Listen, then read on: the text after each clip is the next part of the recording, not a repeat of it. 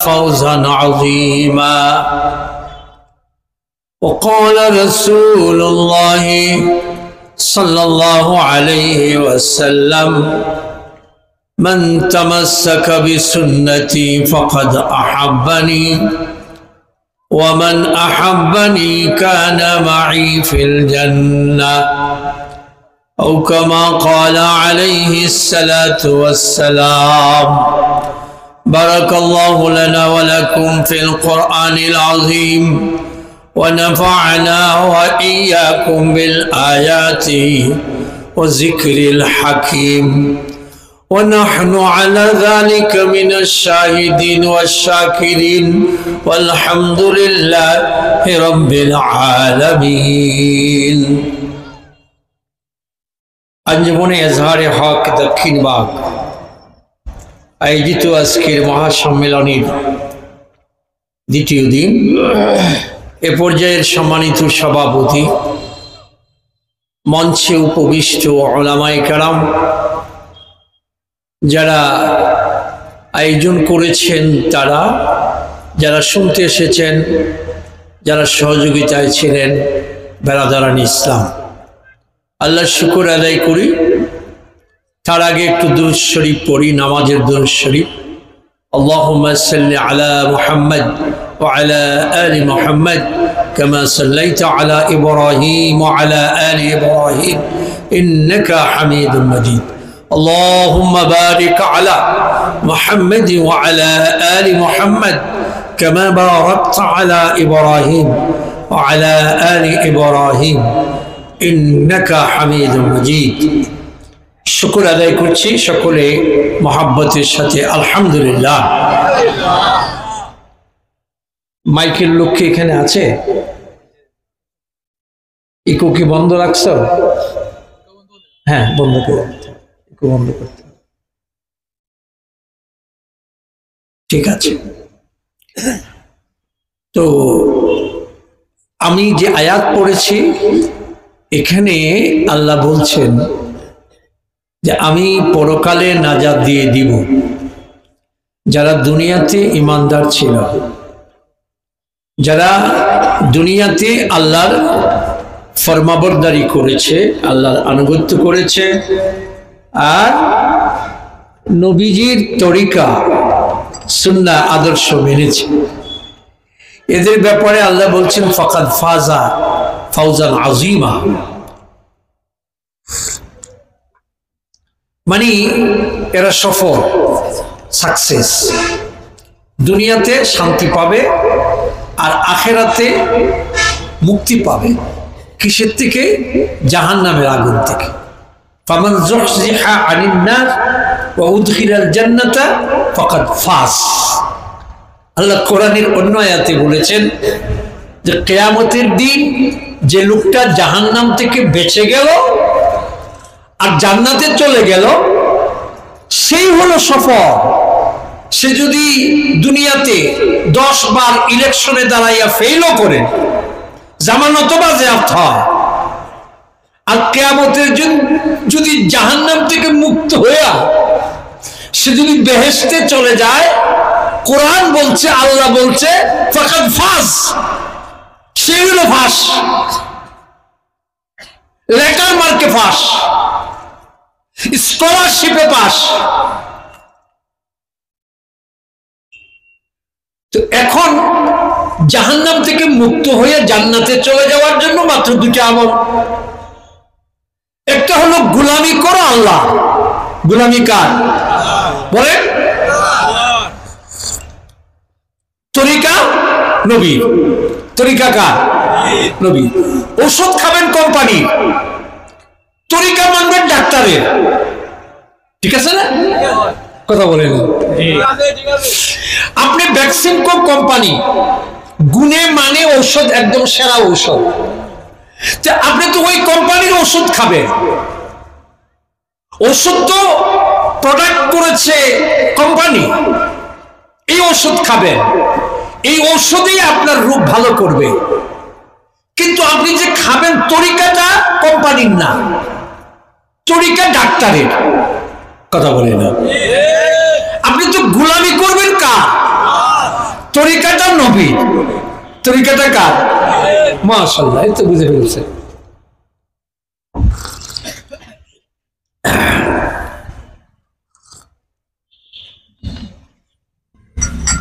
দেখেন নবীর যে তরিকা, এই তরিকাটাকে আমরা কি বলি? আমরা বলি সুন্নত তরিকা।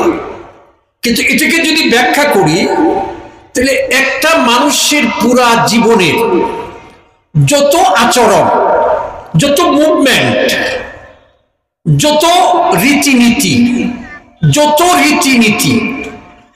মুভমেন্ট, যত আচরণ, সব কিছুই নবীর তরিকার আয়তার ভিতরে। একজন মুসলমানের সবকিছুই নবীর তরিকার বেষ্টনী, এর বাহিরে নাই। কিন্তু এর বাহিরে কি নাই? দেখেন হযরতে জাবের রাদিয়াল্লাহু তাআলা আনহু নবীজির একজন প্রিয় সাহাবী। তো নবীজি বললেন, জাবের, যদি বাহরাইন থেকে মাল আসে তুমি আসবা, তোমাকে আমি বাহরাইন থেকে এই মাল দিব। তো নবীজির জীবদ্দশায় বাহরাইন থেকে কোনো মাল আসে না, মাল আসে নাই।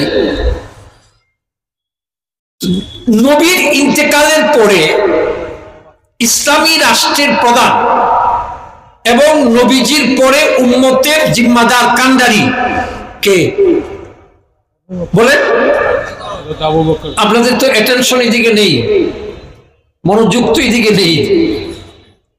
নবীর ইন্তেকালের পরে মুসলিম মিল্লাতের জিম্মাদার, কান্ডারি, রাষ্ট্রনায়ক, খলিফা কে? যিনি বলুন, আবু বকর। তো হযরত আবু বকর রাদিয়াল্লাহু তাআলা আনহু তিনি জিম্মাদারি নিলেন। নেওয়ার পরে তিনি মিম্বরে বসলেন। বসে তিনি ঘোষণা করলেন, কি ঘোষণা?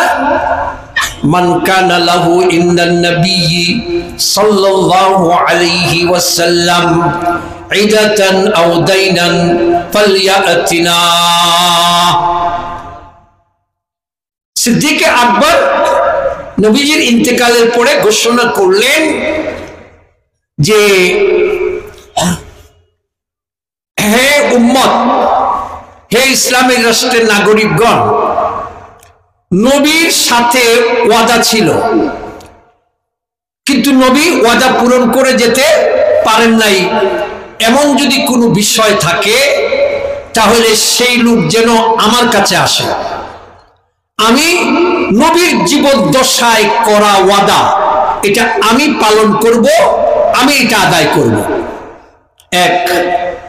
দুই নম্বর বললেন, আউদাইনা, কোন ঋণ যদি থাকে, যে নবীর কাছে ঋণ পাইবা, এমন কোন নাগরিক যদি থাকে যে নবী তার জীবদ্দশায় ঋণটা আদায় করে যেতে পারেন নাই, এমন কোন লোক থাকলে সেও যেন আসে আমার কাছে, আমি সেই ঋণ আদায় করে দিব। কথা খুব খেয়াল করবেন, খুব ভালো করে বুঝবেন। দেখেন, নবীজি যদি তার জীবদ্দশায় কোনো ঋণ করে থাকেন কারো কাছ থেকে, কোন কোম্পানির কাছ থেকে, কোন ব্যক্তির কাছ থেকে, সেটা তার ব্যক্তিগত কাজের জন্য করেন নাই, রাষ্ট্রের জন্য করেছেন, উম্মতের জন্য করেছেন, ইসলামের জন্য করেছেন। তো এখন তারপরে যিনি দায়িত্বে আছেন, এখন তার দায়িত্ব কি? যিনি এখন ক্ষমতায় আসছেন তার দায়িত্ব হলো আগের যে রাষ্ট্রীয় ঋণ, আগের যে মুসলমানদের কল্যাণে যে ঋণ হয়েছে, সেই ঋণ তিনি আদায় করবেন। এই জন্য আবু বকর সিদ্দিক রাদিয়াল্লাহু তাআলা আনহু তিনি বললেন, এরকম ঋণ যদি কারো পাওনা থাকে, নবী আদায় করে যেতে পারেন নাই, সেও যেন আসে।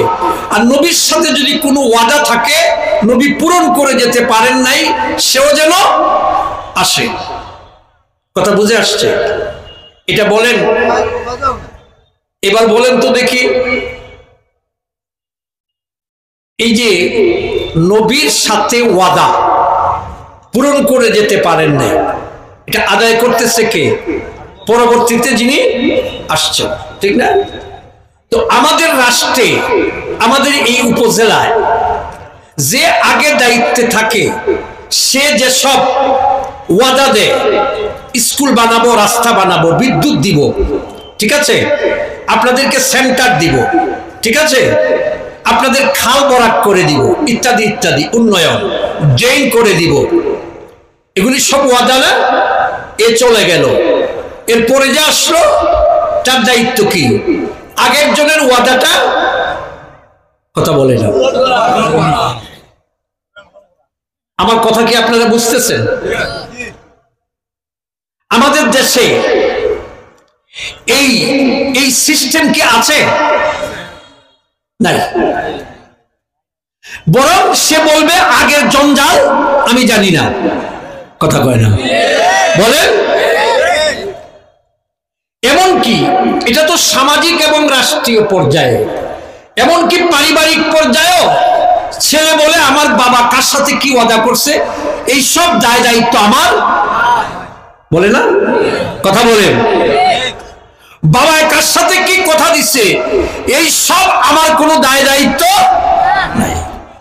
অথচ নবীর আদর্শ, নবীর সুন্নাহ, ইসলামের আদর্শ, কোরআনের শিক্ষা, আবু বকর সিদ্দিক তিনি কি রিপ্লেসমেন্ট করছেন, তিনি কি প্রকাশ করছেন? তিনি বলছেন নবীর সাথে যাদের ওয়াদা ছিল তারা আসো, যাদের সাথে নবীর ঋণ ছিল তারা আসো। মনে আছে আপনাদের হযরত জাবের রাদিয়াল্লাহু তাআলা আনহুকে নবী বলেছিলেন তার জীবদ্দশায়, বাহরাইন থেকে মাল আসলে তুমি আসবা, আমি তোমাকে দিব।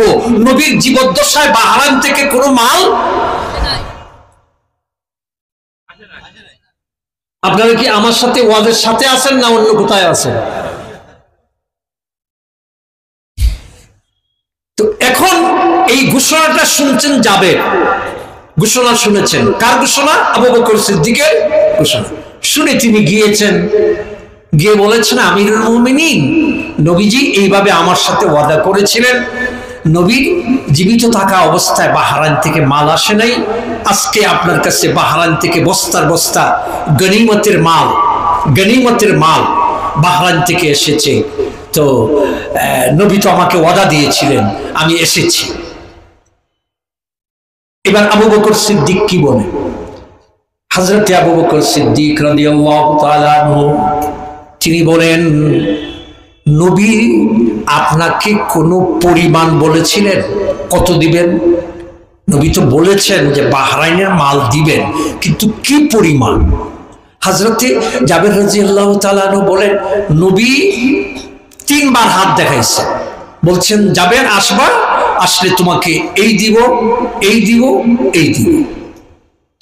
হযরত আবু বকর সিদ্দিক বাহরাইনের যে মাল, মালের বস্তার মুখ খুলে দিলেন, বস্তার ভিতরে সব স্বর্ণের টাকা, স্বর্ণের দিনার, দিনার দিনার দিনার বোঝেন না, সব স্বর্ণের বস্তা খুলে দিলেন আর বললেন ফালইয়াখুজ ফালইয়াখুজ মিসলাইহা, তুমি নবী যেভাবে বলছেন ঠিক সেভাবে তুমি তিনবার এখান থেকে খাবলা দিয়া তিনবার মাল নিবা।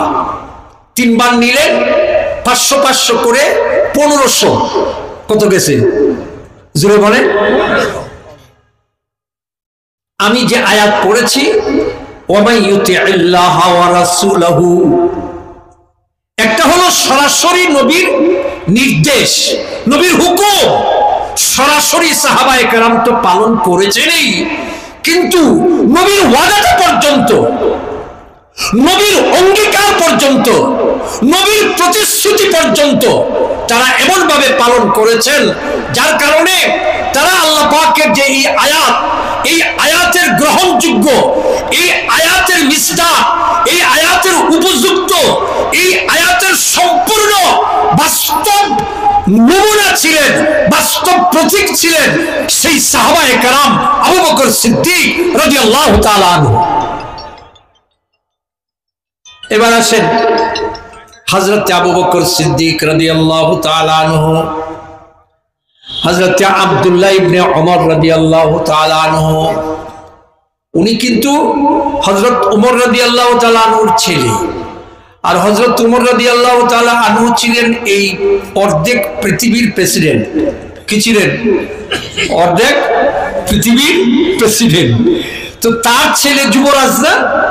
কথা বলে না, তার ছেলে যুবরাজ। শুধু যুবরাজ না, এই আব্দুল্লাহ, ওমরের ছেলে আব্দুল্লাহ নিজেও নবীজির একজন বিখ্যাত সাহাবী, একজন শ্রেষ্ঠ মর্যাদাবান সাহাবী। আবার হযরত উমরের ছেলে, হযরত উমরের ইন্তেকালের পরে আব্দুল্লাহ ইবনে ওমর, ওমরের ছেলে আব্দুল্লাহ রাদিয়াল্লাহু তাআলা আনহুমা, উনি উটের পিঠে সওয়ার হয়ে রাস্তা চলছেন। হঠাৎ রাস্তার মাঝখানে গ্রামের এক সাধারণ পাবলিক, সাধারণ মানুষকে পাইছেন। পাওয়ার পরে তিনি উট থেকে নামছেন, নেমে ওই লোকটার দিকে তাকিয়েছেন, তাকিয়ে তাকিয়ে বলছেন, ভাই আপনি, আপনার চিনি চিনি মনে হয়, হ্যাঁ আপনি কি অমুকের ছেলে না? আপনার বাবা কি অমুক না? বলছে হ্যাঁ হ্যাঁ হ্যাঁ। তো উনি বলছেন ঠিক আছে, আমি তাইলে আপনাকে ঠিকই আপনাকে চিনতে পেরেছি। তো এখন তিনি তার সাথে বুক মেলাইলেন, আগে সালাম দিচ্ছেন, পরে বুক মেলাইলেন, হাত মেলাইলেন, এরপরে বললেন যে আপনি যাবেন কোথায়? সে বলছে এই যে আমি যাব কাটালতলি, মনে করেন, উঠেন আমার গাড়িতে, উঠেন উঠেন আমার গাড়িতে, গাড়ি মানে উঠে, আমার উঠে উঠেন।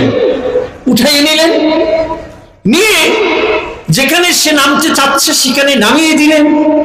নামিয়ে দিয়ে বললেন যে এই উটটা আপনাকে দিয়ে দিলাম, শুধু উট না, আমার যে পাগড়িটা আছে এই পাগড়িটাও আপনাকে দিয়ে দিলাম। সুবহানাল্লাহ নাই? দক্ষিণ বাক্যে সুবহানাল্লাহ নাই? আছে? জুড়ে কোন? আচ্ছা, এখন এই হাদিসটা যিনি রিওয়ায়াত করেছেন তার নাম হলো আব্দুল্লাহ ইবনে দিনার। তার নাম কি? তো আব্দুল্লাহ ইবনে দিনার আবার আব্দুল্লাহ ইবনে ওমরের ছাত্র, তাবি। তো আব্দুল্লাহ ইবনে দিনার আব্দুল্লাহ ইবনে ওমরকে বলে, আপনি একজন যুবরাজ, নবীর একজন মর্যাদাবান সাহাবী, আপনার বাবা ছিল অর্ধেক পৃথিবীর প্রেসিডেন্ট, গ্রামের এই সাধারণ একটা মানুষকে এত কিছু করলেন কেন? এর যদি দৈরে আপনি খালি একটা সালাম দিতেন আর একটু বুক মিলাইতে, তাইলে এই এই এতটুকু পাওনার যে খুশি, এই খুশি তার 14 গোষ্ঠী এই খুশি থইবার জায়গা আছিল না। কথা কয় না? তো আপনি এই সাধারণ একটা পাবলিকরে, গ্রামের পাবলিকরে, এরে আপনি উঠে উঠাইলেন, নিয়ে গেলেন, ঠিকানায় পৌঁছাইলেন, পাগড়িও দিলেন, শেষ পর্যন্ত উটটাও দিয়ে দিলেন। এত কিছু করলেন কেন? শুধু এমপির সাথে যদি একটা ছবি তুলন যায়, তাহলে এই ছবি বেচা অনেকদিন ধান্দা করন যায়। কথা কয় না? কথা বলেন?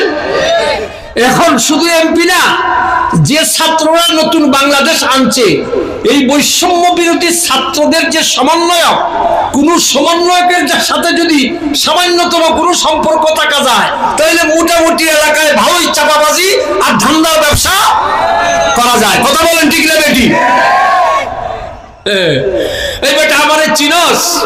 এই যে ছাত্র সমন্বয়ক মোহাম্মদ আসিফ, হ্যাঁ হইলো আমার, হ্যাঁ শালার ঘরের, বাইর ঘরের, বাতিজার ঘরের, নাতির ঘরের, পন্থীর ঘরের, হ্যাঁ ছেলে, হয় চিনস? বাপরে।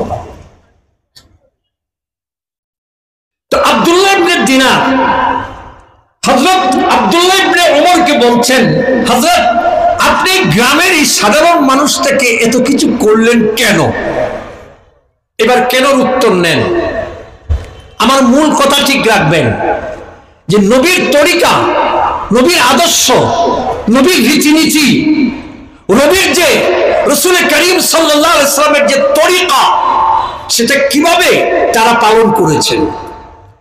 এবার হযরতে আব্দুল্লাহ বলেন, আপনি ঠিকই বলেছেন যে আমি একটা এই সাধারণ গ্রামের লোকটাকে এত কিছু কেন করলাম। শুনেন, ইন্না আবা হাযা কানা উদ্দান লিউমর ইবনুল খাত্তাব রাদিয়াল্লাহু তাআলা আনহু। এই লোকটার বাবা বন্ধু ছিল আমার বাবা, অর্ধেক পৃথিবীর প্রেসিডেন্ট ফারুক আজম ওমর রাদিয়াল্লাহু তাআলা আনহুর বন্ধু ছিল। কি ছিল? বন্ধু ছিল। তার বাবা ছিল কি? আমার বাবার বন্ধু। আমার বাবাও নাই, ওর বাবাও কথা বলে নাই। তো এখন এই বিষয়ে, এই ব্যাপারে রাসূল কি বলেছেন? আব্দুল্লাহ ইবনে উমর বলেন যে আমি আমার কানে নবীর জবান থেকে শুনেছি, ইন্নী সামিআতু রাসূলুল্লাহ সাল্লাল্লাহু আলাইহি ওয়াসাল্লাম ইয়াকুল, আল্লাহর নবী বলেছেন, ইন্না আবাররাল বিররি সিলাতুল ওয়ালাদে আহলা উদ্দে আবিহি। রাসূল সাল্লাল্লাহু আলাইহি ওয়াসাল্লাম বলেছেন যে কারো বাবার সাথে যদি বন্ধুত্ব থাকে, তাহলে বন্ধুর সন্তান যারা, পরিবার যারা, এদের সাথে যদি তুমি ভালো ব্যবহার করো, তাহলে রাসূল বলেছেন সওয়াবের যত কাজ আছে এর মধ্যে এটা হবে শ্রেষ্ঠ সওয়াবের কাজ। বাপ মরলে 10 গরু দিয়ে সিন্নি করার জন্য আমরা প্রস্তুত, কিন্তু বাবার, যেহেতু এই লোকটা কার বন্ধু ছিল? হযরত উমরের। তো হযরত উমরের বন্ধু যেহেতু ছিল, নিশ্চয়ই সে হযরত উমরের আদর্শের মতো তারও আদর্শ, কথা বলে না, ছিল।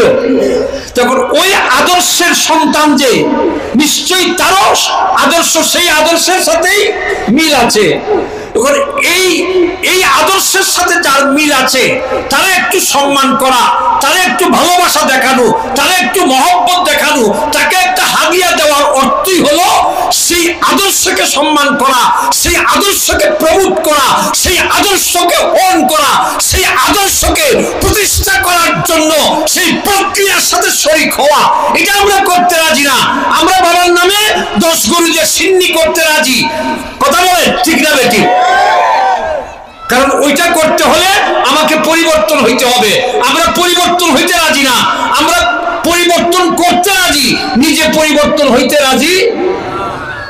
এখানে হচ্ছে সমস্যা। ওয়াজ এরকম আজকে এই মুহূর্তে হাজার হাজার ওয়াজ হচ্ছে।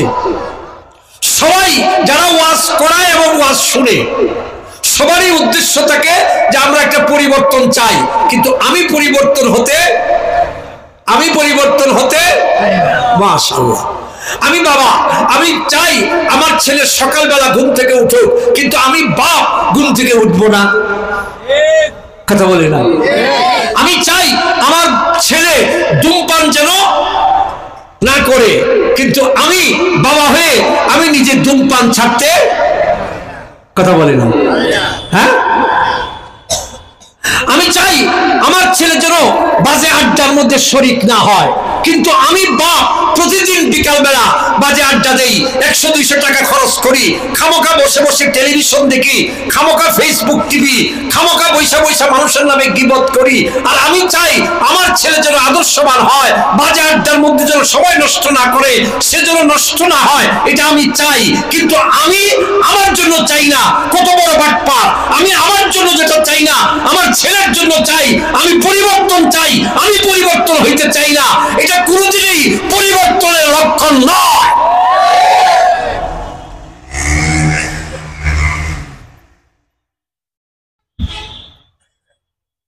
হযরত আব্দুল্লাহ ইবনে ওমর বলেন, আমার কানে শুনেছি নবী বলেছেন এই কথা। এরপর আসেন হযরতে আবু বকর সিদ্দিক রাদিয়াল্লাহু তাআলা আনহু। তিনি নবী যখন ইন্তেকাল করলেন, তখন পুরা আরবের মধ্যে মানে ফিতনার তুফান শুরু হয়েছে। কি শুরু হয়েছে? ফিতনার তুফান।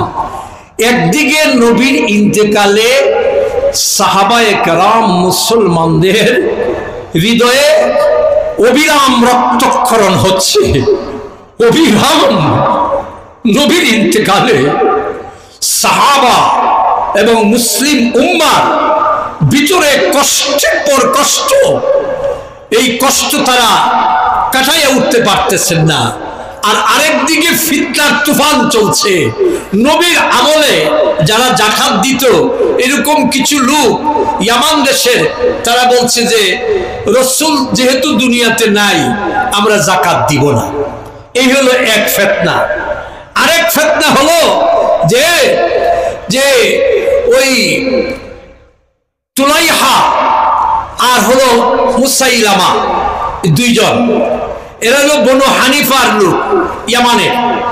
তো তারা বলছে, এই মুসলমানরা, তোমরা নবীর ইন্তেকালে এত ভেঙে পড়েছ কেন, এত কাতর হয়ে গেল কেন?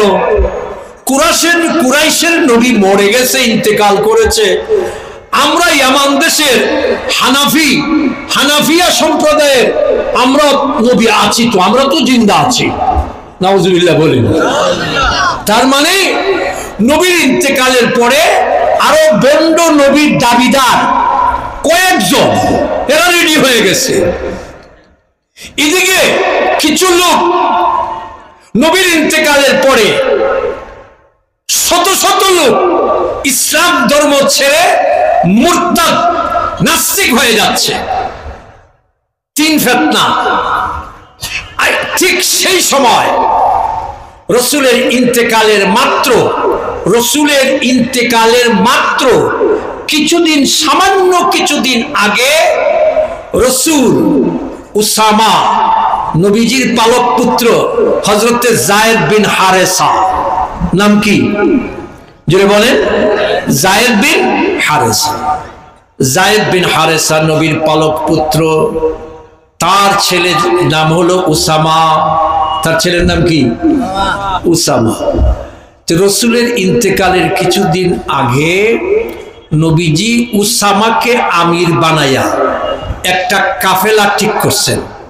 এই কাফেলা যুদ্ধে যাবে। কই যাবে জোরে বলেন? এরা ইসলামের দাওয়াত নিয়ে জিহাদে যাবে। এটা নবী থাকা অবস্থায় অর্ডার করে গেছে, কাফেলাও বানাইছেন, আমিরও ঠিক করছেন। ওটা মনে আছে তো? নবীর ইন্তেকালের পরে একটা হলো মুসলমানদের মনে কষ্ট, ইন্তেকালের সুখের যে দাগ, সুখের যে কষ্ট, এটা এখনো দগদগে, এখনো তাজা। এদিকে বন্ড নবীরা নবুয়তের দাবি করছে, এদিকে কিছু লোক যাকাত স্বীকার করছে, এদিকে কিছু লোক ধর্ম ছেড়ে মুরতাদ হয়ে যাচ্ছে। পুরা আরব ভূখণ্ড, যে ভূখণ্ডটা নবী ইসলামের আয়তায় এনেছিলেন, সেই ভূখণ্ডটা এখন নড়বড়ে হয়ে গেছে। এই ছিল পরিস্থিতি, অত্যন্ত উত্তপ্ত পরিস্থিতি, কঠিন পরিস্থিতি। এই পরিস্থিতিতে হযরত আবু বকর সিদ্দিক রাদিয়াল্লাহু তাআলা আনহু যখন তিনি নবীর জায়গায় আসলেন, কার জায়গায়? নবী উম্মতের কান্ডারি ছিলেন না? কথা বলেন না কেন? নবীর পরে কান্ডারি কে হলেন? আবু বকর সিদ্দিক। তিনি হইয়া বলছেন যে নবীর আমলে যারা যাকাত দিত, যাকাত দিতে গিয়া যে সব পশু, যাকাতের হিসাব করে যে সব পশু, উট, তারা যাকাত হিসাবে আদায় করত, প্রদান করত, ওই উট তো দিতেই হবে। সেই যাকাতের উটের যদি একটা রশি দিতে যদি কেউ অস্বীকার করে, যাকাত অস্বীকার করা তো দূরের কথা, একটা উটের রশি দিতে যদি কেউ অস্বীকার করে, তাহলে আমি আবু বকর সিদ্দিক তার সাথে একাই আমি যুদ্ধ ঘোষণা করব। খুব খেয়াল করবেন, এটা হলো আমরা রাজনৈতিকভাবে বলি অথবা জিহাদের জন্য বলি, কিন্তু এটার ভিতরে যে ওয়ামাই ইউতিইল্লাহ ওয়া রাসূলহু, এটা আমরা বের করি না। হযরত আবু বকর সিদ্দিক কেন এই ঘোষণাটা করলেন? নবীর আমলে তুমি যাকাত হিসাবে উটও দিছ, উটের রশিও দিছ। নবীর ইন্তেকালের পরে সেই নবীর আমলের যে প্রথা, নবীর আমলের যে ধারাবাহিকতা তুমি বন্ধ করে দিবা। আর আমি আবু বকর সিদ্দিক নবীর স্থলে জিম্মাদার হয়েছি, আয়ান খসুদ্দিন ও আনা হাইজুন।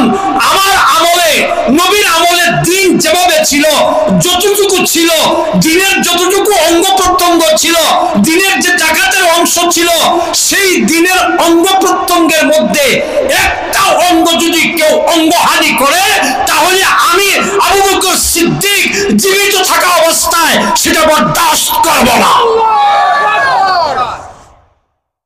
এই ঘোষণা দিলেন।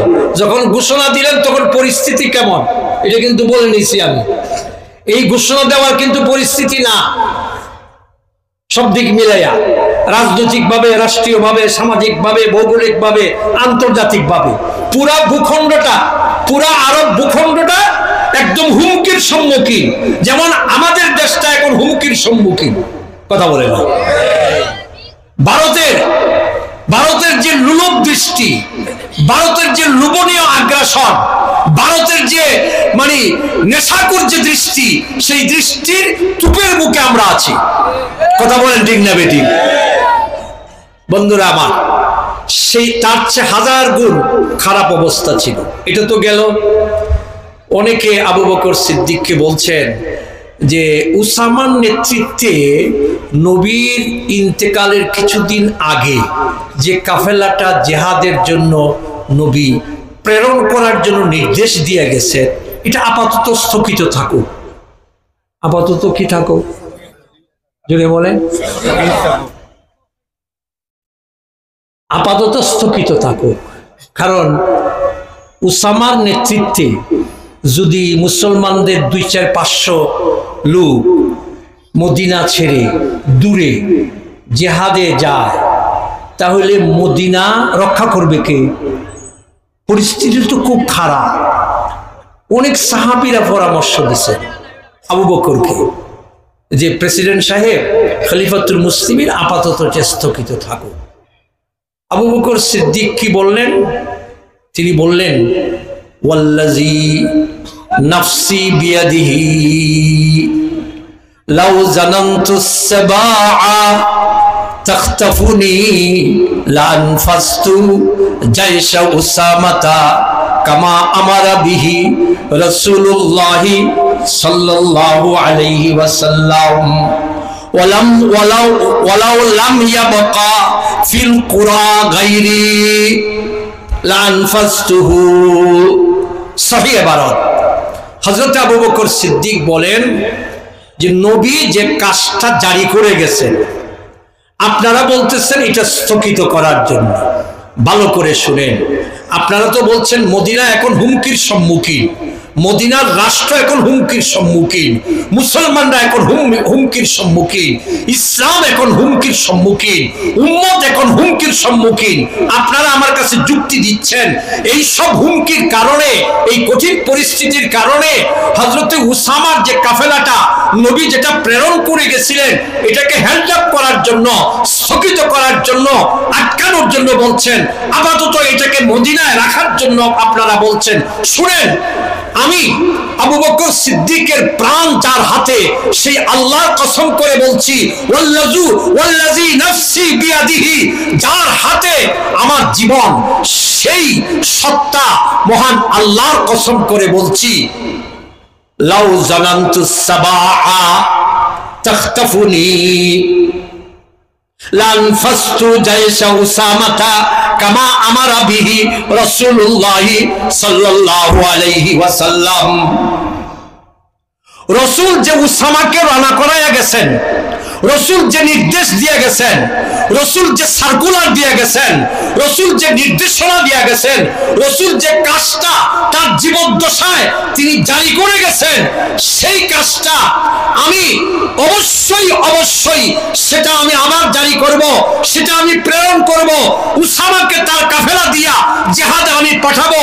এতে যদি মদিনায় কেউ না থাকে, কোনো মানুষ না থাকে, আর কোনো বাঘ যদি এসে আমি আবু বকরকে আক্রমণ করে আর আমাকে বাঁচানোর জন্য যদি একটা মানুষ না থাকে, ওয়ালাউ লাম ইয়াবকা ফিল কুরা, ওয়ালাউ লাম ইয়াবকা ফিল কুরা গায়রি, আমি ছাড়া যদি একটা লোকও এই গ্রামে, এই জনপদে, এই উপত্যকায় যদি না থাকে আমাকে বাঁচানোর জন্য, আর বাঘ এসে যদি আমাকে থাবা দেয়, তারপরেও আমি আমার নবী মুহাম্মদুর রাসূলুল্লাহ সাল্লাল্লাহু আলাইহি সাল্লাম যে কাজটা করে গেছেন সেই কাজ আমি বন্ধ করতে পারি না।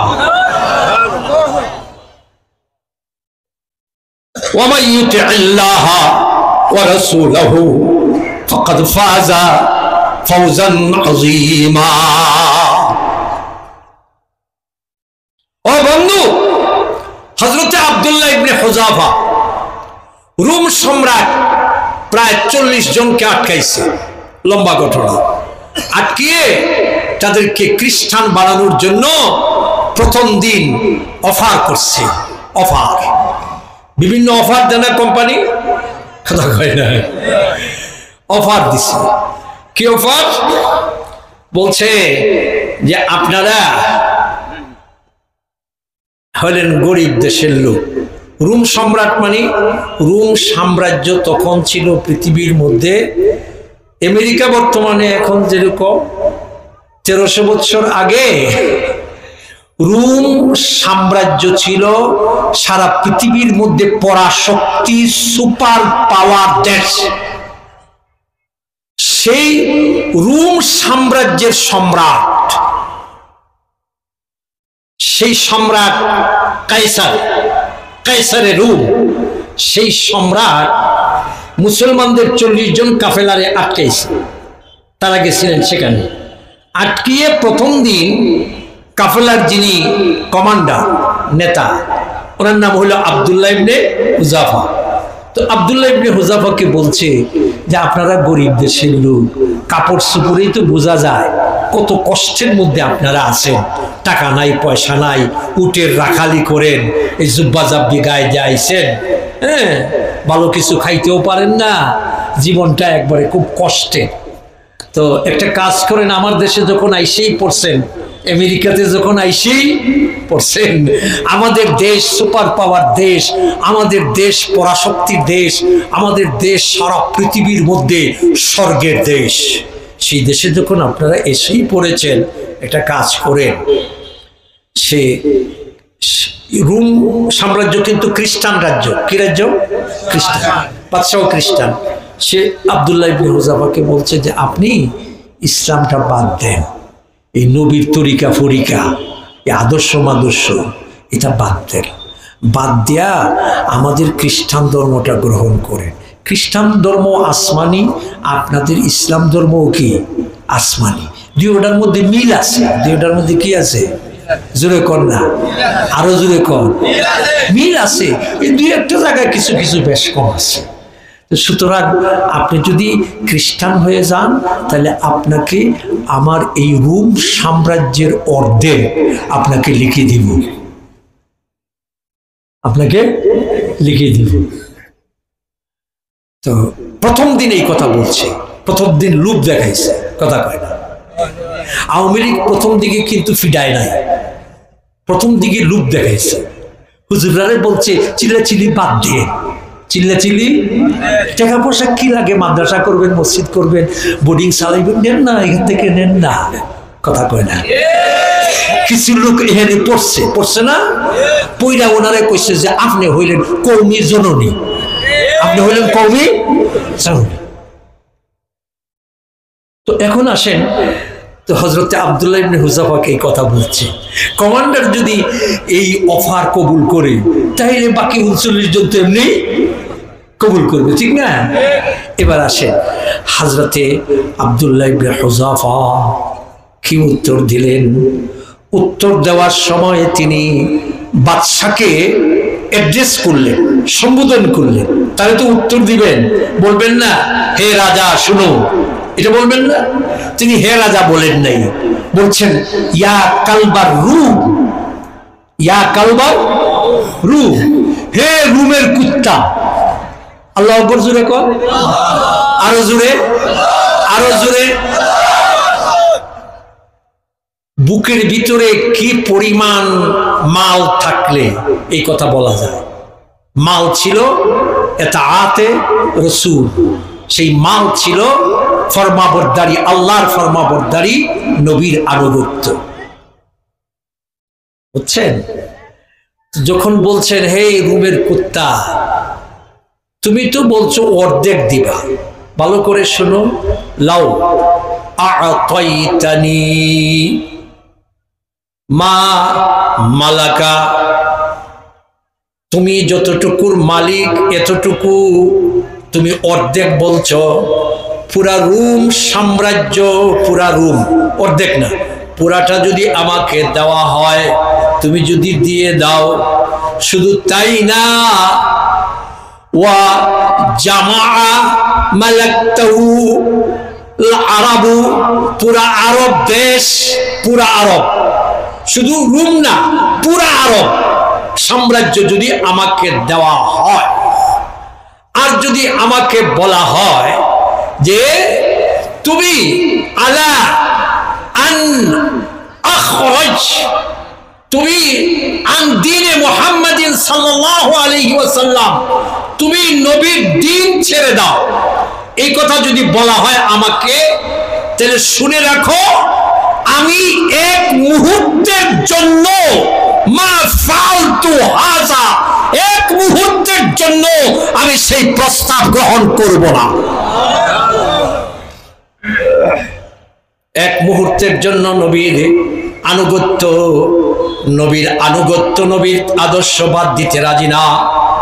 বন্ধুরা আমার, এই দিন শেষ করলো, পরের দিন আবার ডাকলো 40 জনকে ডেকে, কমান্ডার আব্দুল্লাহ ইবনে হুযাফাকে সামনে ডেকে নিয়ে বলছে, তুমি তো দেখছো কালকে তো তোমাকে লুপ দিলাম, লুপ তো তুমি গ্রহণ করলা না। আজকে এই যে দেখো 40টা ডেগ, আমি ডেগের মধ্যে নিচে আগুন দিয়েছি, এই প্রত্যেকটা ডেগের মধ্যে গরম তেল আছে, তেল আগুনে ডকবক ডকবক করতেছে, আগুনে তেল, ফুটন্ত তেল। ওই তেলের মধ্যে ওই 39 জনের মধ্যে 2 জনকে ধরে 2টা ডেগের মধ্যে নিক্ষেপ করেছে, সাথে সাথে তারা শহীদ হয়েছেন। এবার আব্দুল্লাহ ইবনে হুযাফাকে বলে, তুমি তো দেখলা, তোমার সামনে করলাম, লক্ষ জনতার সামনে স্টেডিয়ামের মধ্যে এই ঘটনা করলাম, এখন কিন্তু তোমাকে আমি ওই ডেগে ফালাবো, তুমি খ্রিস্টান ধর্ম গ্রহণ করো, তুমি আল্লাহর আনুগত্য, নবীর তরিকা তুমি ছাড়ো।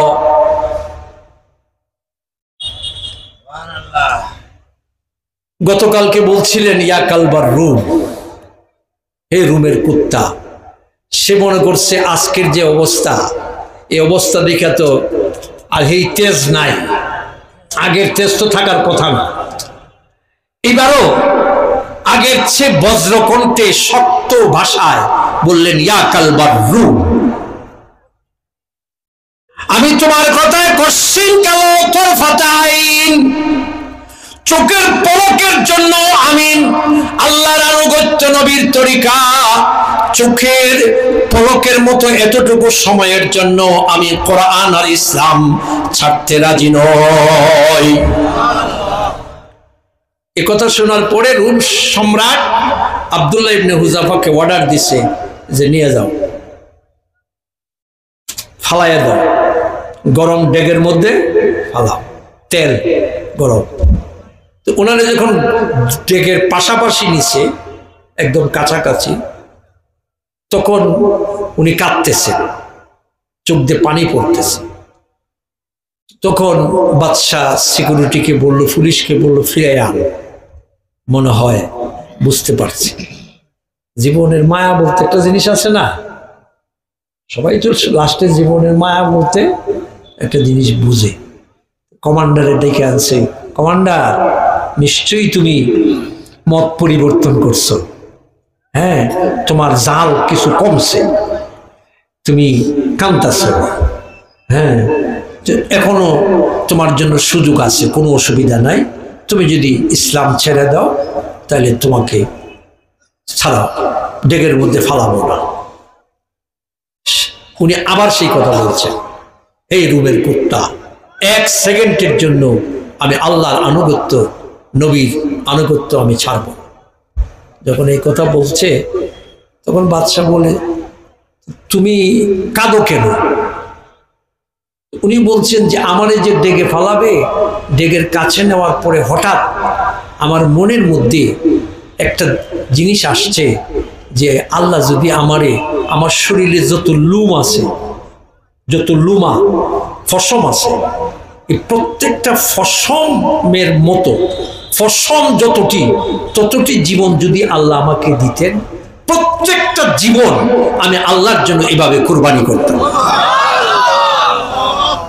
আমি আফসোস করে কাঁদতেছি, জীবন তো মাত্র একটা জীবন একবার দিলেই তো শেষ, কিন্তু আমি আমার মাবুদের জন্য, আমি আমার নবীর তরিকার জন্য যদি একটা জীবনের পরিবর্তে 1000 জীবন দিতে পারতাম, তাহলে আমি আমাকে ধন্য মনে করতাম। আমার জীবন আল্লাহ একটা দিল কেন, এই আফসোসে আমি কাঁদতেছি। বলেন আল্লাহু আকবার, আরো জোরে বলেন আল্লাহু আকবার।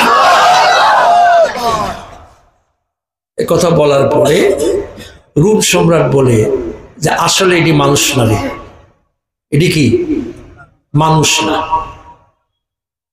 এটি সবটি এক একটা মহামানব।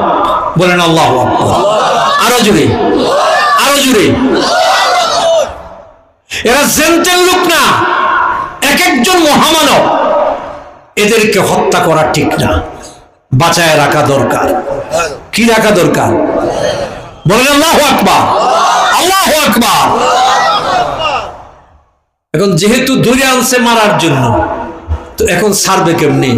এটা মানিজ্যত আছে না, ছাড়তে চায়, বাঁচায় রাখা দরকার, কিন্তু ছাড়বে কেমনি? এখন একটা বাহানা বাইর করছে, কমান্ডার তোমারে ছেড়ে দিব, তুমি যদি আমার হাতের মধ্যে একটা চুমা দাও তাহলে তোমারে ছেড়ে দিব। বাদশা খ্রিস্টান না, আর হযরত আব্দুল্লাহ ইবনে হুযাফা নবীর সাহাবী, হ্যাঁ, মুসলমানদের মধ্যে সেরা মুসলমান। আপনারা কি বলেন, উনি নিজের জান বাঁচানোর জন্য উনি কি খ্রিস্টান বাদশার হাতে চুমা দিবে? এটাই হলো মানে দ্বীনের যে সহি বুঝ, আমরা যেটাকে বলি তাফাক্কুহ ফিদ্দীন। এখানে আমরা কিন্তু মোটা দাগে আমরা বলছি না, মানে চুমা দিবেন না, কিন্তু চুমা দিয়েছেন। কেন দিয়েছেন, কিভাবে দিয়েছেন, এটা শুনেন। এটা শুনে শেষ, আমার বয়ান শেষ। দেখেন, হযরত আব্দুল্লাহ ইবনে হুযাফা একদিকে যেমন ছিলেন নবীর আশিক, আরেক দিকে ছিলেন সূক্ষ্ম তীক্ষ্ণ, মনে রাখবেন, সূক্ষ্ম তীক্ষ্ণ জ্ঞান, বুদ্ধি, প্রজ্ঞা, প্রতিভার অধিকারী। বলেন আল্লাহু আকবার, আরো জোরে। পৃথিবীর কোন জ্ঞানী গুণী রাজনীতিবিদ, কোন নেতা খেতা, এদের জ্ঞান বুদ্ধি একজন সাহাবীর জ্ঞান বুদ্ধির কাছে শিশুর চেয়েও আরো দুর্বল। হযরতে আব্দুল্লাহ ইবনে হুযাফা চিন্তা করলেন যে এ তো এখন আমার সুমা নিতে চায়, আর বাদশাহ যারে মারতে চাইলো তার সুমা নিতে চায় কেন? এটারে কয় জাতে মাতাল তালেটি, কথা কয়। যেসব হুজুররারে ফিডায়, সন্ত্রাসী বলে, আবার ইলেকশনের সময় এই হুজুরের সাথে মুসাফা করে, কথা কয়। কয় মাথা হাতাইয়া দেন, কথা কয় না, দোয়া দিয়া দেন, 10 বস্তা চাউল বোর্ডিং এ নেন, কয় না, জাতে মাতাল তালেটি। যে বাদশাহ এদেরকে মারতে চাইছে সে এখন সুমা নিতে চায় কেন? সে জানে, সে মনে করে এই ধরনের মানুষ যারা শর্টকাট, মানে নিজের শয়তানিও রাখতে চায়, আবার আল্লাহর গজব থেকেও বাঁচতে চায়, এই ধরনের কিছু লোক আছে। তার তাস খেলা, জুয়া খেলা, ভণ্ডামি যা আছে সব জারি রাখতে চায়, আবার ভয় করে যদি গজব আসে এই জন্য মাঝে মাঝে বড় খতম খতমে বুখারীও পড়ায়, কথা কয় না। তাহলে এ হলো ওই সাইজের লোক। সে ভাবছে যে এই মানুষটা মহামানব, যে পুরা রোম সাম্রাজ্য নিতে রাজি না, এক মুহূর্তের জন্য তার আদর্শ ছাড়তে রাজি না। এই লোকটার একটা সুমা যদি আমি নিতে পারি, তাইলে আগামী 5 বছর ক্ষমতায় থাকা মোটামুটি ক্লিয়ার। কথা কয় না? জোরে কর, আরো জোরে। হাসিনা মনে করছিল এদেরকে ফিরাবো, আবার ক্ষমতায় থাকার জন্য আবার দোয়াও নিব। কথা কয় না? কত বড় শয়তান! আল্লাহর লোকে সাওয়াকি। হে মনে করছে যে এই বেটার একটা সুমা লই। আর আব্দুল্লাহ ইবনে হুযাফা বললেন, এ তো আমার সুমা নেওয়ার কি মুখাপেক্ষী, আমার সুমা নেওয়ার জন্য ঠেকায় পড়ছে। তা আমি এই ঠেকায় শুধু আমার জান না বাঁচাইয়া, আমার তো রয়েছে আরো 38 জন। কয়জন? এ বাদশা তো বলছে শুধু আমারে ছাড়বে, তো আমি এই সুযোগে তাদেরকেও ছেড়ে দেওয়ার শর্ত লাগাই দিই। সুবহানাল্লাহ। আমরা যদি এরকম সুযোগ পাইতাম, তাহলে আশেপাশে আর কে আছে না আছে এগুলির খোঁজ খবরও কথা কয় না। খালি যদি ভালো একটা দাওয়াত পাই, উপজেলা টিওনো দাওয়াত দিছে, তাইলে আমার আশেপাশে কে চলে না চলে, কার সাথে আমি চলি, সংগঠন করি, খেদমত করি, মাদ্রাসা চালাই, সংগঠন চালাই, এগুলি আর দেখি না। কথা কয় না? নতুন বাংলাদেশ আপনাদের হাত ধরে আসে নাই, আসছে ওই যে ইউনিভার্সিটির ছাত্রদের হাত ধরে। এবার আসেন তো দেখি, হযরত আব্দুল্লাহ ইবনে হুযাফার রাজনীতি বুঝেন, এটার নাম রাজনীতি, দিস ইজ পলিটিক্স, এটার নাম ডিপ্লোমেসি, কূটনীতি, ভালো করে বুঝেন। তাফাক্কু ফিদ্দীন, দ্বীনের সহি বুঝ। হযরত আব্দুল্লাহ ইবনে হুযাফা চিন্তা করলেন, এই একটা সুমা খাইতে চাইছে, তো সুমা যদি আমি সবের নিয়তে দেই তাহলে না যাইস। আমি যদি মনে করি লোকটা বুজুর্গ, আল্লাহর ওলি, এটা মনে করে যদি সুমা দেই এটা তো না যায়, কারণ হে তো খ্রিস্টান। কথা কয় না? জুড়ে বলেন। আমি যদি মনে করি হে সুমা দিলে আল্লাহর ফয়জা বরকত পাওয়া যাইব, তাহলে কি না যাইস না? একদম খারাপ না যাইস, হারাম। আর আমি যদি মনে করি সুমা দিব যেখানে, এটা একটা চামড়া, আমি যে ছুটটা দিব এটা একটা চামড়া, তো চামড়ার সাথে তো চামড়া লাগে, বাসে বইলে লাগে না একজনের সাথে আরেকজনের চামড়া? কথা কয় না? এই চামড়া যদি আমি নিয়ত করি যে হে একটা মানুষ, তার হাতের মধ্যে একটা চামড়া, হে নিয়ত করুক আরো 5 বছর ক্ষমতায় থাকা, এটা আমার ব্যাপার না। কথা কয় না? আমি নিয়ত কি করব? আমি নিয়ত করব যে হে হাতের মধ্যে যে চামড়া, আমার টুটো একটা চামড়া আছে, 2 চামড়া যদি একটু লাগাই, তো লাগাইলে পরে আমার বাকি 38 জনকে যদি আমি মুক্ত করতে পারি জেল থেকে, কি কথা কয় না, জেল থেকে যদি মুক্ত করতে পারি এইটুকু দিয়া, তাহলে খারাপ কিছু তো না যাইজের কিছু না। আমি তো তারে বুজুর্গ মনে করতেছি না, আর তারে আমি আহমদ সুফিয়া মনে করতেছি না, হেফাজতে আমিরও মনে করতেছি না। কথা কয় না? যুগে কর বরুণার হুজুরও তো মনে করতেছি না। তো কাজেই উনি বললেন যে বাদশা, আমি তোমারে সুমা দিমু, তবে শর্ত হইল আমার যে সাথী আছে এরারেও ছাড়তে হইব, খালি আমারে ছাড়লে হইব। বাদশা তো আগ থেকেই রেডি, ছেড়ে দিব। এখন যখন পাইছে হ 38 জনের 38 জনই ছেড়ে দিব। বলেন আল্লাহু আকবার, আরো জোরে বলেন আল্লাহু আকবার। আগামীতে যারা আপনাদের কাছে নির্বাচনে আসবে, তাহলে বুটের জন্য এরা ঠেকা, বুটের জন্য কি ঠেকা।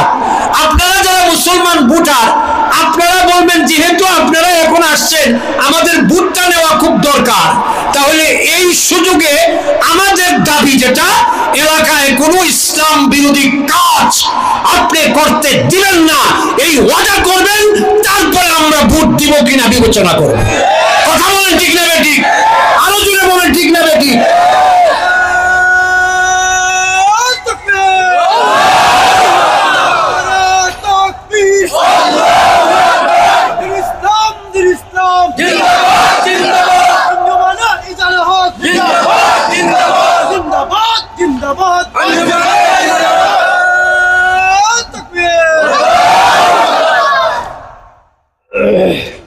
তিনি যখন বললেন আমার 38 জনে ছাড়তে হবে, কয় ঠিক আছে রেডি।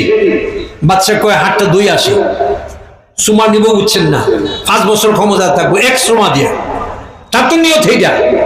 তো এখন ভালো করে সাবান দিয়ে হাতটা দুই আতর লাগাইছে। কি লাগাইছে? বলে না আল্লাহ আকবার।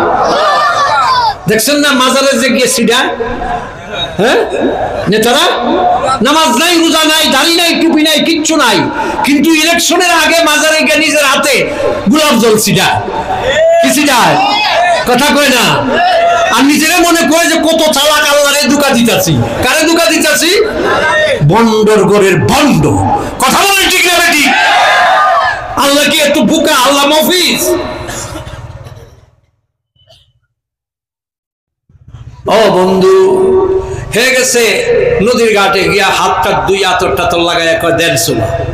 হযরত আব্দুল্লাহ ইবনে হুযাফা বলেন যতই আতর লাগাও আর যতই মানে সাবান দিয়ে দৌ, আসলে তো খ্রিস্টান, আসলে কি ঘৃণা লাগে। কি লাগে? ঘৃণা লাগে, মনে মানে না। কিন্তু রাজনৈতিক কৌশলের কারণে, পলিটিক্স রাজনৈতিক কৌশলের কারণে সোমা দিতে রাজি হয়েছি। ডাইরেক্ট একদম চামড়ার সাথে ঠুট লাগানো আমার ঘৃণা লাগতেছে।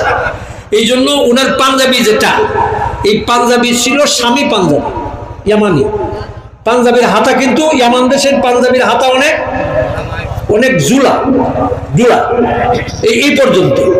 তো ওই হাতাটা, পাঞ্জাবির হাতাটা ওই বাদশার যে হাত, এই হাতের উপরে রাখছে, রাইকা উনার পাঞ্জাবির হাতার উপরে চুমা দিচ্ছে। বলেন আল্লাহু আকবার, আরো জোরে আল্লাহু আকবার, আরো জোরে আল্লাহু আকবার। আব্দুল্লাহ ইবনে হুযাফা চুমা দিচ্ছেন এইভাবে। রাজনীতি ভালো করে বুঝবেন।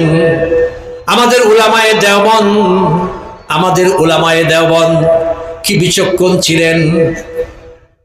কাসেম নানাতুবির বিরুদ্ধে ব্রিটিশ সরকার ওয়ারেন্ট জারি করছে, তারে ধরার জন্য মসজিদে গেছে, আসার সময় চিনে না, তো জানে যে হুজুর তো এশার নামাজ মসজিদে পড়তে আসছে, ওখানে গিয়ে কাউরে জিজ্ঞাসা কইরা ওনারে ধরে নিয়ে আসবে। এশার নামাজ শেষ, মুসল্লিরা চলে গেছে। হযরতে কাসেম নানাতুবি রহমাতুল্লাহ আলাইহি মসজিদের বারান্দার মধ্যে হাঁটতেছেন। পুলিশ গিয়া ওনারে জিজ্ঞাসা, কয় ভাই কি ওইখানে ওই কাসেম নানাতুবি কইয়া কেউ নামাজ আইছিল? কইছিল তো, কত এখন কোন তারে দেখছেন নি? উনি যেখানে কথা কইতেছে এই জায়গা থেকে 3 কদম সামনে গেছে, গিয়া কয় একটু আগে হেনে ছিল, একটু আগে, একটু আগে এখানে ছিল।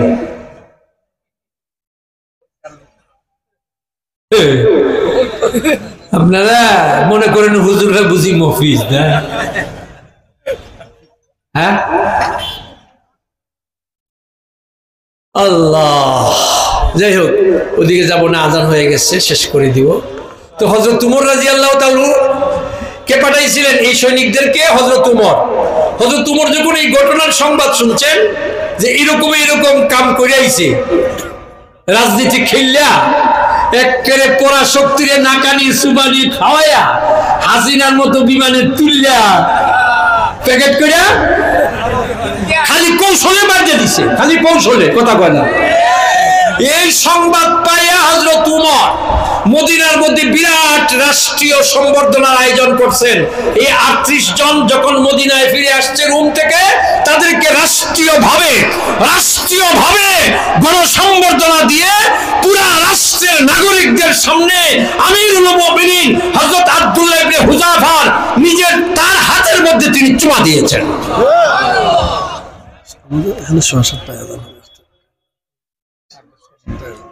তো আমি যেটা বলতেছিলাম বন্ধুরা, আমার মূল টার্গেট কোথায়? ওয়ামাই ইউতিল্লাহ ওয়া রাসূলাহু ফাকাদ ফাযা ফাওজান আযীমা।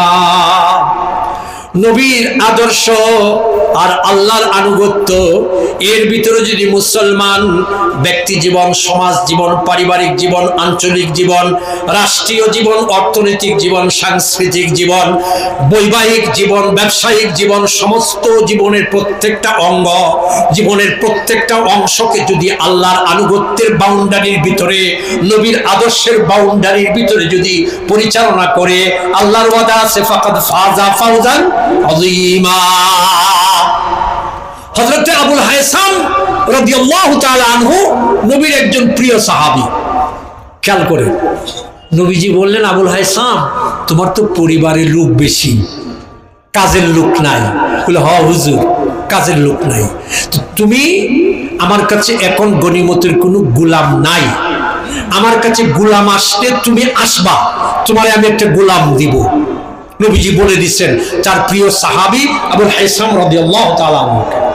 তিনি চলে গেছেন। কিছুদিন পরে নবীর কাছে গোলাম আসছে। আবুল হায়সাম গিয়েছেন, গিয়ে বলছেন, ইয়া রাসূলুল্লাহ, আপনি যে বলছিলেন আমাকে একটা গোলাম দিবেন, আমি আসছি। নবী বলছেন, ভালো কথা, এসেছো, বসো। তাকে বসাইয়া বললেন যে গোলাম দুইটা আছে। কয়টা আছে? দুইটা আছে। এই দুটার মধ্যে তুমি যেটা তোমার পছন্দ সেটাই তোমারে দিয়ে দিব। সুবহানাল্লাহ বলেন। আমরা যদি এই জায়গায় থাকতাম, হ্যাঁ, আমরা আগে ঠিক করে রাখতাম দুটার মধ্যে যেটা একটু নিরস, কথা কয় না, যেটা একটু বুকা টুকা, এটা ঠিক করে রাখতাম। আর ওই লোকটা আসলে পরে, যে লোকটা নেওয়া, এই নেওয়ার লোকটা আসলে পরে বলতাম, ভাই আপনারা তো বলছিলাম একটা গোলাম দিব, এই যে ঠিক করে রাখছি এইটা আপনি নিয়ে যান, ঠিক না? কথা কয় না? হ্যাঁ। আর নবী কি বলতেছে, আবুল হায়সাম তোমারে তো বলছিলাম একটা গোলাম দিব, দুটো গোলাম আছে, এইখানে তুমি যেটা পছন্দ করো সেটা, কথা কয় না, কারণ আমরা যখন ফকিরকে ভিক্ষা দেই, পকেট থেকে যখন টাকা বের করি, কয়েকটা নোট যখন বের হয়, বাছাই করি যে কোনটা কালো কোনটা সিরা, কথা কয় না, ঠিক না? হ্যাঁ। এবার আসেন, নবী তো নবীর রুচির পরিচয় দিলেন। হ্যাঁ, এবার হযরত আবুল হায়সাম বলেন, ইয়া রাসূলুল্লাহ, নবীর সামনে উম্মতের কোনো পছন্দ নাই। বলেন আল্লাহু আকবার। নবীর সামনে উম্মতের কোনো, কথা কয় না, আপনি আমার জন্য যেটা পছন্দ করবেন সেটাই আমার পছন্দ। বলেন আল্লাহু আকবার। আরো জোরে আল্লাহু আকবার। আমরা জীবিত থাকতে বলতাম যে হে নবী, আপনি আমার জন্য বিবাহ পছন্দ করেছেন, এটা বড় ভালো লাগে, কিন্তু বিবাহের মধ্যে যে গায়ে হলুদ দেওয়া, এটা যে আপনি না করছেন, এটা কিন্তু ভালো লাগে না, কথা কয় না, কইতাম না? হযরত আবুল হায়সাম বলেন, ইয়া রাসূলুল্লাহ, আমার কোনো পছন্দ নাই। নবী বললেন, আমার উপরে সেইটা দিছো, ঠিক আছে। কিছুক্ষণ পরে নবী একটা ঠিক করলেন, গোলাম ঠিক করে বলছেন নিয়ে যাও, খুব খুশি। কিন্তু এরপরে বলেন, শোনো, যে গোলামটা তোমারে দিলাম এটার একটা কারণ আছে। কি আছে? বলেন, বলেন সুবহানাল্লাহ, সুবহানাল্লাহ। আবুল হায়সাম বলেন, হুজুর কি কারণ? বলে, এই দুই গোলাম আমার কাছে 2 দিন ছিল, 2 দিনেই এই দুইজন নামাজ পড়ছে, দুইটাই নামাজি, 2 গোলামে কি নামাজি। কিন্তু যারে দিছি তোমারে, যে গোলামটা তোমারই দিছি, এই গোলামটার নামাজ বড় সুন্দর। এই জোরে করেন না সুবহানাল্লাহ, আরো জোরে সুবহানাল্লাহ। যে গোলামটা তোমার জন্য পছন্দ করেছি, হেও নামাজি, হেও নামাজি, কিন্তু এর নামাজটা বড় সুন্দর। যার নামাজ সুন্দর তার আচরণ সুন্দর, যার নামাজ সুন্দর তার সমস্ত কর্মকাণ্ড সুন্দর, যার নামাজ সুন্দর তার কথা সুন্দর, তার আচরণ সুন্দর, তার ব্যবহার সুন্দর, তার ব্যবসা সুন্দর, তার নেতৃত্ব সুন্দর, যার নামাজ সুন্দর তার পরিবার সুন্দর, তার জীবন সুন্দর, জগৎ সুন্দর। কথা বলেন ঠিক না বেটি? তো দুজনের মধ্যে নবী তার উম্মতের জন্য কোনটারে নির্বাচন করলেন? যেটার নামাজ সুন্দর। আগামী নির্বাচনে 5 জন চেয়ারম্যান প্রার্থী যদি আসে, তা আমরা কোনটারে দিব? যেটা ছাপা বেশি, কথা কয় না, যেটা চাপাবাজি করে, যেটা বাটপারি বেশি করতে পারে, কথা কয় না, কথা কন না, যেটা বেশি বাটপার ধান্দাবাজ, ওটারে আমরা বাঁচবো, যে না এর ছাপা আছে, কথা কয় না। দিনরে রাত বানাইতে পারে, রাত্রে দিন বানাইতে পারে। সুরেরও সন্তুষ্ট রাখতে পারে, আর গৃহস্থরাও কি হুজুররাও সন্তুষ্ট রাখতে পারে, আর নর্তকী যারা তাদেরকেও সন্তুষ্ট রাখতে পারে। যারা শরবত খায় তাদেরকেও সন্তুষ্ট রাখতে পারে, আর যারা মদ খায় তাদেরকেও সন্তুষ্ট রাখতে পারে। এমন একজন ক্যান্ডিডেট 5 জনের মধ্যে, সেই ক্যান্ডিডেটকে আমরা সকলে মিলে আল্লাহর রহমতে ভোট দিব।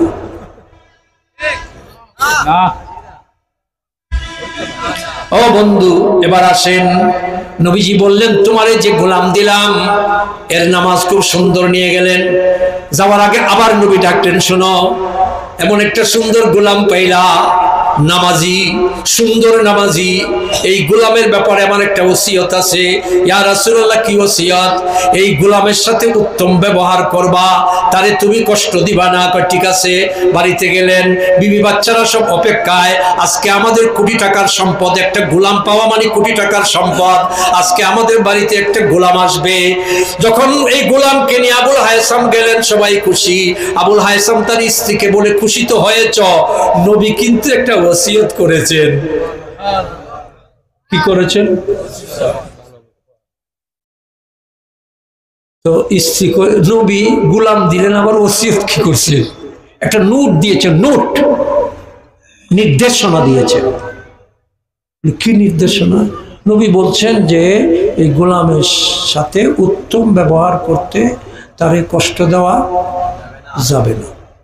এখন স্ত্রী কি করে দেখেন, সাহাবীর চেয়ে সাহাবীর স্ত্রীর অবস্থা দেখেন, তার চিন্তার মহত্বতা, চিন্তার শুদ্ধতা দেখেন।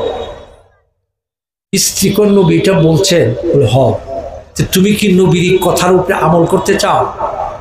নবীর এই নির্দেশনার উপর আমল করতে চাও? কহ কতটুকু? 100 ভাগ? বলে হয় 100 ভাগ। স্ত্রী কয়, আমিও 100 ভাগ আমল করতে চাই। নবীজি বলছেন উত্তম ব্যবহার করা, কষ্ট না দেওয়া। এটা যদি 100 ভাগ পালন করতে হয়, তুমি পালন করতে চাও? বলে চাই। আমি স্ত্রী, আমিও পালন করতে চাই, কিন্তু এর যদি গোলাম রাখি তাহলে এটা সম্ভব? কথা কয় না। গোলামরে যদি গোলামেই রাখি তাহলে কোনো না কোনো ভাবে কষ্ট হয়েই যাবে। আর আবার নবী বলছেন কষ্ট দেওয়া যাবে না। রাস্তা একটা আছে, স্ত্রী বাইর করছে রাস্তা, বলেন আল্লাহু আকবার। আবুল হায়সামের স্ত্রী বলে, রাস্তায় একটাই আছে, মা আনতা বিবালিগিন মা ক্বালা ফীহি নবিয়্যু সাল্লাল্লাহু আলাইহি ওয়াসাল্লাম হাত্তা আনতুতিকাহু।